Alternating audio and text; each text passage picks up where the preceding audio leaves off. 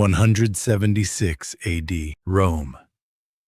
The most magnificent triumph in human history unfolded. A golden chariot slowly entered the marble plaza of the Forum Romanum, and hundreds of thousands fell to their knees in unison. As petals covering the sky poured down like snow, the trumpets of victory echoed through the 7 hills, and Germanic chieftains, dragged as prisoners, hung their heads in chains, while the eagle standards of Rome fluttered in the wind. Upon the chariot stood a man, draped in a purple toga. Marcus Aurelius Antoninus Augustus, the 16th emperor of the Roman Empire and master of the world. With one gesture of his hand, continents moved. With one glance of his eyes, kingdoms knelt. With one word from his lips, the fates of tens of thousands were decided. The crowd called him conqueror. The Senate praised him as the wise. Historians recorded him as the philosopher emperor. That day Rome cheered as if greeting a god. But the same year, the same man, the Danube frontier, inside a wretched military tent, a single candle was pushing back the darkness. In the corner of the tent, on a worn wooden cot, an old man lay curled up, still in his military uniform, unable to remove it, wrapped in a single blanket, shaking as he coughed violently. His hands were nothing but bone. His eyes were deeply sunken. His lips were bloodless, pale blue. On the desk, a single piece of parchment lay open. Upon it was written, "Soon I will vanish, and all things will vanish. Everything I have seen, everything I have touched, everything I have loved will turn to ash." Then why am I still afraid? The man of the triumph, the old man of the Danube, the same person. The world called him the philosopher emperor, but at night he lived in hell. Inside marble palaces, he ruled an empire, but inside the tent, he trembled with the terror of death. By day, he preached philosophy, but by night, he cursed his own powerlessness. Before the crowds, he smiled like a god, but left alone, he wept like a child. The record he left behind. Meditations. It was not a book of philosophy. It was a survival diary. Incantations that a man whispered to himself every night to hold himself together on the verge of collapse. Endure. Do not crumble. It is not over yet. Why would the man who possessed the entire world write a diary every night about wanting to die? This is not the story of an emperor. This is the story of a man utterly alone. The bare face hidden behind the brilliant mask. The real life of Marcus Aurelius that the world never knew. From this moment, I will unfold the record of that double life. 176 AD, Rome. The most magnificent triumph in human history unfolded. As the golden chariot entered the marble plaza of the Forum Romanum, hundreds of thousands knelt like a wave, rose petals covering the sky. It was more like a blizzard, while the trumpets of victory echoed through the 7 hills. The Germanic chieftains, bound in chains, hung their heads, and only the eagle standards of Rome fluttered fiercely in the Mediterranean wind. Upon that chariot, a man stood, draped in a purple toga, Marcus Aurelius, the 16th emperor of the Roman Empire, and the sole ruler of the world at that time. He was not human. With one gesture, he moved continents. With one glance, he toppled kingdoms. With one word, he decided the life and death of tens of thousands. A living god. The senators of the Senate bowed their heads before him, and philosophers praised him as the wise. The roar of the crowd shook the earth. Augustus! Augustus! That day, the empire worshipped him as if greeting a god. But the same year, and the same man. The location was not the Palace of Rome, but inside a worn and wretched military tent on the Danube frontier. Instead of the brilliant sun, a single precarious candle barely pushed back the darkness. In the corner of the tent, on a worn wooden cot, an old man lay curled up, unable even to remove his military uniform, wrapped in a single blanket, coughing up blood-tinged phlegm, skeletal hands, nothing but bone, eyes sunken deep, lips turned pale blue, without a trace of blood. Outside, the bitter winter wind beat against the tent. The sound of the river bored into his ears, and the distant cries of barbarians tore through the night. On his desk, a single piece of parchment lay open. With trembling hands, he lifted his pen and wrote, "Soon I will vanish, and all things will vanish. Everything I have seen, everything I have touched, everything I have loved will turn to ash. Then why am I still afraid?" He could not bring himself to put down the pen. Gripping the pen shaft so tightly, his knuckles turned white. He hung his head. Drip. Something hot fell onto the parchment, making the ink bleed. It was tears, biting his lips, swallowing the sobs that burst forth. It was a scream without sound. The Emperor's scream. That great Emperor of the Triumph. This wretched old man in the tent. Astonishingly, the same person. The world called him the Philosopher Emperor, but at night, he lived in hell. Inside marble palaces, he commanded the empire, but inside the tent, he trembled with the terror of death. By day, he preached lofty philosophy, but by night, he wept, cursing his own powerlessness. The record he left behind. Meditations. It was not the philosophical treatise we know. It was a survival diary. A desperate incantation that one man had to cast upon himself every night to hold himself together on the verge of mental collapse. Endure. Do not crumble. It is not over yet. Why on earth did a man who possessed the entire world have to write a diary every night about wanting to die? This is not the heroic tale of an emperor. This is the story of one human being, utterly alone.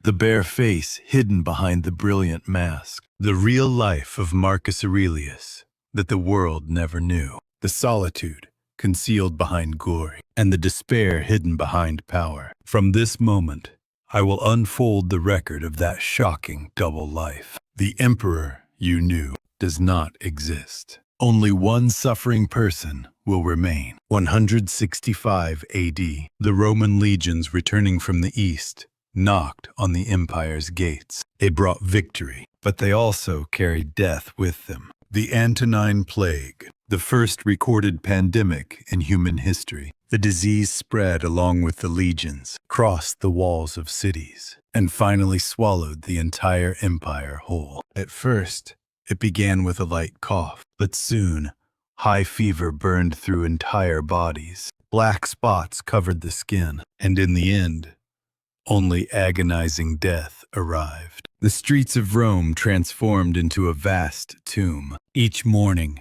corpses piled up in every house. During the day, screams filled the air. At night, only wails of grief covered the sky. Parents had to let go of their children's hands. Children had to abandon their parents' corpses. Even siblings fled, turning away from one another. 2,000 per day. That was the number of carts carrying corpses. Beyond the Tiber River, to the mass graves outside the city, an endless procession of death. The sound of cartwheels rolling over stone, the sound of hoofbeats announcing death, and the stench of rot covering all of Rome. That was the landscape of the time. The physicians threw up their hands. The priests at the temples wailed that even the gods had departed. In the streets, only the desperate prayers of kneeling people echoed. For 15 years, like this, 5 million died. 1/3 of the empire's population vanished without a trace. But disaster did not come alone. The northern border collapsed. Barbarians poured in. The Germanic tribes, the Sarmatians, the Marcomanni, they crossed the border, burned villages, and slaughtered every Roman citizen in sight. For the first time since the founding of the Roman Empire, the Italian mainland itself was being ravaged. Aurelius kicked away from his throne and rose. He set down the philosophy book in his hands, put on a blood-stained military uniform, and headed north without hesitation. From that moment until he ended his life at 59, for 15 years, he never once returned to his home in Rome, the Danube frontier. There were no glorious battles there, no heroic victories. No brilliant triumphs existed. There was only mud. When it rained, the ground became so sodden it was hard even to walk. When it snowed, soldiers froze to death. In summer, the plague erupted again, sweeping through the barracks. Arrows poured down like rain, and the sound of blades slicing through flesh never stopped. The Danube flowed with blood instead of rainwater. The emperor grew old, not on a throne, but on a saddle. He slept in snatches on the battlefield, opened his eyes on the battlefield, and coughed up blood on the battlefield. Deep wrinkles carved into his face. His hair turned completely white. His refined hands that once held a pen now bled from gripping sword hilts. When night came, he sat alone inside his tent, relying on a single flickering candle. He unfolded parchment and with trembling hands lifted his pen and wrote these words into the darkness. I did not want to fight. I did not want to kill. I simply wanted to read books. He was not a warmonger. He was a philosopher to his very bones from birth. As a child, he read Plato. He memorized Epictetus. What he wanted was not a sword, but a pen. Not a battlefield, but a study. Stillness, not a crown. But fate gave him the exact opposite. At 17, he became heir to the emperor. At 40, he inherited a crumbling empire. And finally, until the age of 59, he died slowly on the cold battlefield. He had to lift a sword he never wanted, close the books he longed to read, and send away everyone he loved, one by one. He grew exhausted. Not just his body, his very soul was collapsing. One night, he wrote this in his journal: everything will vanish. This war, this suffering, myself. Then why do I still endure? I do not know the answer. Thud. The pen fell to the ground. The candle went out. Thick darkness filled the tent, and only the sound of harsh wind covered his sigh. The most powerful man in the world. At the same time, the loneliest man in the world. The one thing he had to whisper to himself every night to keep from breaking. Endure it. Is not over yet. That was the daily life the emperor had to endure. Spring of 176 AD. A letter arrived from the Danube frontier. Aurelius broke the seal under candlelight, moved his eyes slowly, and finally, his hand stopped. The letter fell to the floor. The candle flickered, shadows climbed the walls, and only silence filled the tent. Avidius Cassius, the governor of the East, he had raised a rebellion. He spread false rumors that the emperor had died, proclaimed himself emperor, and seized control of the legions in Syria and Egypt. Half of the Roman Empire had fallen into his hands. Cassius, a general who had fought alongside him for 15 years. They had slept in the same tent every night, drank together after battles, and survived, entrusting each other's backs. Aurelius had trusted him, enough to entrust half the empire to him, but that trust came back as a blade. Aurelius could not stand up. For a long while, he only stared at the letter on the floor, bit his lips, and closed his eyes. Outside the tent, his subordinates trembled with rage, shouting for revenge. Execute the traitor! Destroy his family! Their cries tore through the night sky. The emperor did not answer. He simply sat, staring at the candle, his hands trembling, moisture gathering at the corners of his eyes. That night, he opened his journal. I trusted him.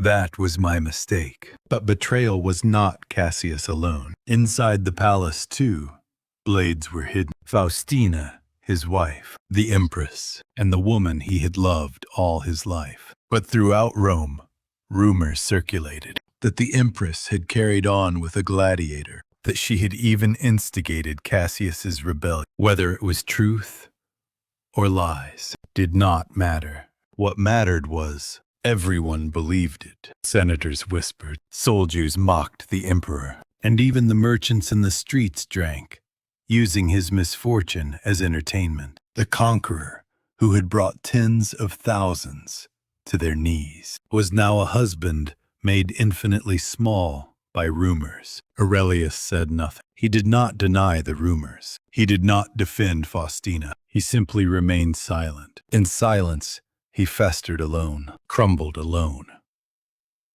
and endured alone. At night, he wrote, "To trust people is a foolish thing. The moment you expect betrayal begins." There was no one left to trust. Generals pointed swords. His wife turned her back, and his ministers deceived him with two faces. The emperor's seat was a prison of solitude. Thousands surrounded him, but not a single one stood by his side. Every time he ate, he had to worry about poison. Every time he lifted a wine cup, he had to suspect who had poisoned it. Every person who approached was a threat. Kind words sounded like traps. Warm smiles looked like masks. He was lonely. Lonelier in the crowd. One day, he wrote this in his journal. People are like porcupines. When they come close, they stab each other. When they stay distant, they freeze. There is no such thing as the right distance. You simply must endure. Aurelius stood at the very edge of that solitude. 3 months later, another letter came. Cassius was dead. A subordinate officer had stabbed him and cut off his head. It was revenge. Fate had punished the traitor on its own. His subordinates cheered. Justice has been served. The emperor did not smile. He did not even look at the box containing the traitor's head. Instead, he gave this command: burn it. I will not look. His subordinates were bewildered. We should hang his head in the square. Aurelius raised his hand to stop them. He was once my friend. I do not wish to see the face of a dead friend. Burn it. The box was thrown into the fire. Flames rose. Smoke climbed into the sky, and only ash scattered in the wind. The next day, the emperor issued another command. Do not execute his family. Release them all. The Senate objected. Roman law commands that the families of traitors be exterminated. Aurelius answered, even if the law commands revenge, I will choose forgiveness. Cassius betrayed me, but his sons are innocent. Silence fell. No one could understand. Why forgive a traitor?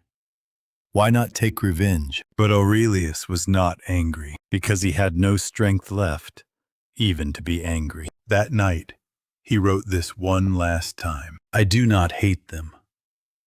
They are not even worth hating. They betrayed me, but I will not betray myself. To not be consumed by evil. That is the last resistance I can make. He put down the pen. Deep silence rolled in. Darkness swallowed the tent, and the emperor was left alone in his own shadow. The world called him the philosopher emperor, but he was simply enduring, so as not to crumble, so as not to give up being human. Endure. Do not take revenge. To not become like them. That is the only revenge I can take. 176 AD, Aurelius appointed his son as co-emperor, Lucius Aurelius Commodus. He was 15 years old at the time. The emperor placed his hand on his son's shoulder, proclaimed before the legions, and entrusted the future of the empire to him. The soldiers cheered. The Senate blessed him. Rome celebrated the birth of a new emperor. But Aurelius did not smile. Looking into his son's eyes, he felt something was wrong. In those eyes, there was no wisdom, no compassion, only emptiness flowing through. That night, He wrote this in his journal: "I am afraid of my son. There is nothing of me in him." Commodus stood on the opposite side of his father. His father read books, but the son wielded swords. His father preached restraint, but the son drowned in pleasure. At 16, Commodus killed his first person. There was no reason.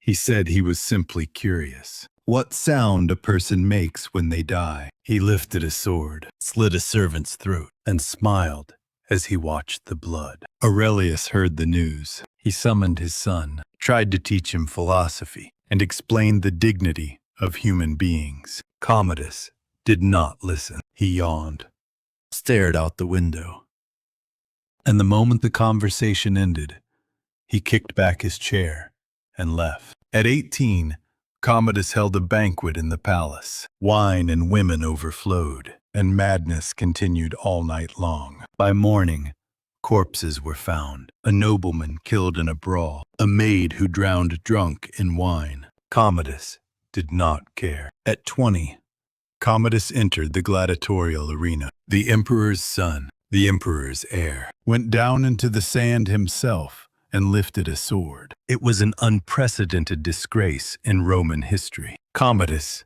killed hundreds. He killed lions, killed tigers, and killed unarmed slaves. Blood soaked the sand, and cheers shook the sky. After the games ended, he asked his father with a blood-covered face, "Am I strong?" Aurelius could not answer. He controlled everything. He ruled the empire, stopped the plague. With one hand, continents moved. With one word, history was written. But one thing alone, his son, would not bend to his will. No matter how much he taught, the son would not listen. No matter how much he loved, the son would not return. Every night, Aurelius blamed himself. "I taught him wrong. It is because I was not by his side." But the truth was different. He had done his best. Even from the battlefield, he wrote letters. He assigned the best teachers and gave the finest education. And yet, his son became a monster. One day, Commodus asked, "Father, why do you live like that? Why do you suffer? You are the emperor. You can have everything you desire." Aurelius looked at his son and answered slowly, "To be free." Commodus laughed. "I cannot understand." And he turned away. March 17th, 180 AD. Aurelius was dying. The Danube frontier, inside the military tent at Vindobona. Disease bound him to his bed. Coughing spat out blood. His entire body burned like fire. His ministers asked, "To whom will you entrust the empire?" Everyone knew the emperor could depose Commodus. Aurelius shook his head. "To Commodus, I will entrust it to my son." The ministers were bewildered. The emperor raised his hand. "He is my son. That alone is enough." The final night, Commodus entered the tent. He took his father's hand, and for the first time, shed tears. "Father." Aurelius opened his eyes. He looked at his son, tried to smile, and squeezing out his last strength, whispered, "I am sorry that I could not be a better father." Commodus shook his head. "No, you were the perfect emperor. It is just. I could not be your son." Aurelius's hand fell. The candle went out. His breathing stopped, and only silence filled the tent. The philosopher emperor was dead. 12 years later, Commodus became the worst tyrant in Roman history. He massacred senators and drove the empire to ruin. In the end, he was assassinated in a bathhouse, and his name was erased from history. The empire Aurelius had spent his life protecting, his son destroyed it. The philosophy Aurelius had practiced all his life, his son mocked it. That was the emperor's only failure. The tragedy of a father who saved everything in the world, but could not save one person, his own son. That was all. It was night. The Danube frontier, inside a wretched tent. Wind wrapped around the tent. The sound of the river filled the darkness, and the cold bored into his bones. Aurelius sat before his desk. His hands were frozen. His breath rose white in the air, and a single candle was his only light. The ink was freezing. Every time he lifted the pen, his fingers went numb. Every time he wrote a letter, his hand trembled, and tears fell onto the paper. He was not writing a book. He was writing a survival diary, to keep from going mad, to keep from crumbling, to stay alive. He lifted the pen, dipped it in ink, and carved out each letter with trembling hands. When you wake in the morning, tell yourself, today I will meet people who meddle, who are ungrateful, arrogant, and deceitful.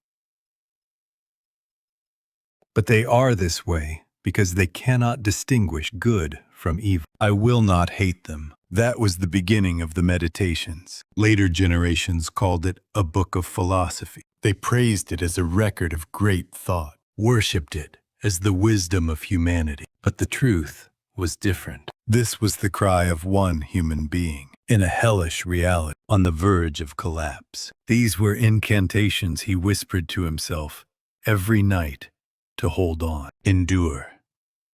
Do not crumble. It is not over yet. He wrote for himself, not for the empire, not for history, only to survive this night, to greet tomorrow morning.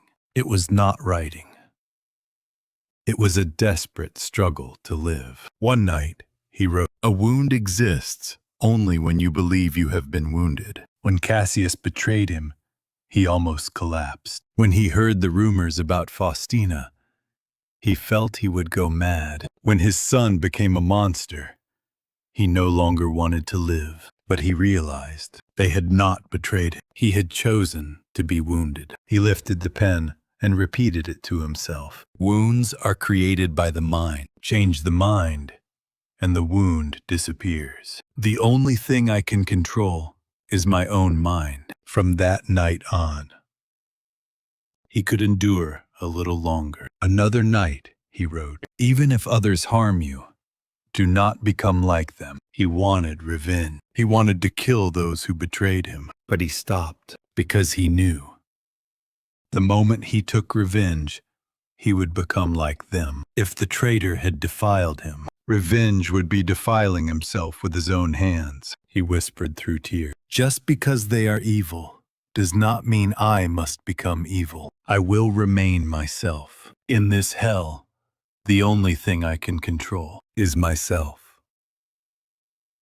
The candle flickered. Shadows danced along the walls. In that stillness, the emperor wept without sound. Another night, he wrote, you will soon die. Everything will vanish. Then why cling to small things? He was afraid of death. Every morning he was surprised to be alive, but he realized death was frightening because he clung to being alive. He convinced himself, death is not the end. Death is change. Just as water evaporates and becomes clouds, I too will return to the universe. From that night on, he trembled a little less. The meditations accumulated like this: one line a day, one thought, every unbearable night. Every moment he felt he would collapse. Alone in the darkness, he spoke to himself, it's all right, I can endure.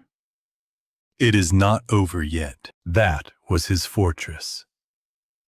Even if the world crumbled, even if people betrayed him, he had these words on paper. The meditations saved him. One night, he wrote, the universe is change. Life is opinion. The world changes. War, love, betrayal, suffering, all change. Nothing is eternal, and everything flows. I cannot control the external. I can only control my mind. Then, protecting my mind, that is all I can do. He put down the pen. A deep sigh escaped. Another night, he wrote, whatever person you meet, remember they too are suffering. Cassius must have suffered too. Faustina must have been lonely too. There was no reason to hate. Only compassion remained. Everyone in the world is not an enemy, but a fellow sufferer. Understand them and forgive them. The meditations were never published. Aurelius had no intention of showing this to the world. This was his secret, his weakness, his wound. But after he died, someone discovered these parchments in the tent. Inside a dusty desk drawer, papers stained with blood and ink, the emperor's last traces. Even now, 2,000 years later, people read his words when they suffer, when they are lonely. They open his words and hear his voice. Endure.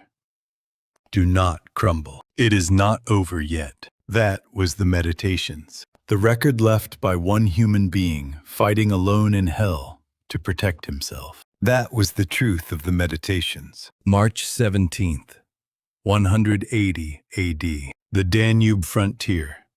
Inside the military tent at Vindobona, one last candle was flickering out precariously. Aurelius lay on his bed, staring at the ceiling. His breathing grew labored, his body grew cold, and the emperor's consciousness slowly faded. 59 years of life, 19 years of rule, 15 years of war. That was the end of the emperor's life.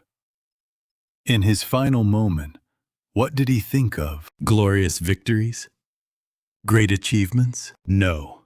He simply wanted to be comfortable, no longer in pain, no longer fighting, no longer having to endure. Complete stillness. That was all he wished for. From his lips, the last breath escaped like a long sigh. In that faint breeze, the candle trembled, and then it went out.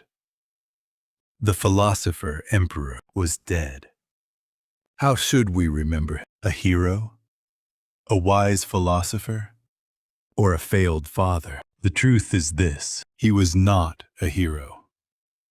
He was not a god, nor a perfect human. He was simply a person who endured, without running away, without giving up, without crumbling. He endured those hellish days with his entire body. Every morning he lifted his heavy body. Every night he lifted his pen with trembling hands. Even in moments when he wanted to die, he whispered, "It is not over yet," and held on. That was his greatness. Not victory, but endurance. Not conquest, but patience. That was the true victory. 2,000 years have passed. The Roman Empire collapsed. The palaces became ruins, but the meditations remained. Those sentences written to keep from going mad, to survive. They crossed 2,000 years and arrived to us. Why? Why do we still listen to the voice of an old man from 2,000 years ago? Because the tent from 2,000 years ago is no different from your room today. The loneliness he felt, you feel too.